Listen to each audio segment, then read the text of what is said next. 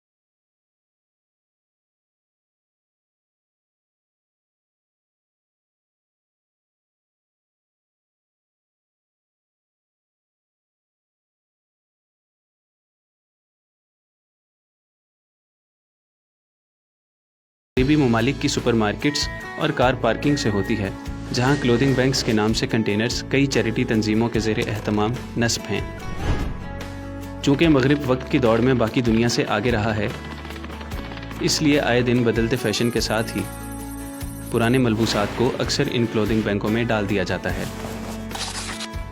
यहाँ से इन अशिया का 10 से 30% हिस्सा वहाँ के चैरिटी स्टोर्स पर बेचा जाता है, जबकि बाकी का सामान दीगर ममालिक को फ़रोख्त कर दिया जाता है। ये मलबूसात ख़ास तौर पर पाकिस्तान, बांग्लादेश और भारत जैसे ममालिक में भेजे जाते हैं।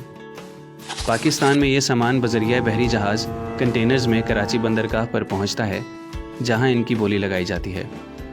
हैरान कुन बात यह है कि पूरे पाकिस्तान में इस पेशे से वाबस्ता ज़्यादातर लोग अफ़गानी हैं, जो इब्तदा से ही इस कारोबार पर छाए हुए हैं। इन कंटेनर्स को ख़रीद कर इनमें मौजूद माल की छांटी की जाती है, जिसमें से नाकाबिल इस्तेमाल सामान को ज़ाया कर दिया जाता है और बाकी का माल पूरे पाकिस्तान से आए इस पेशे से वाबस्ता लोगों को फ़रोख्त कर दिया जाता है। और यूँ लंडा बाज़ार की ये इंडस्ट्री पूरे मुल्क में फल फूल रही है।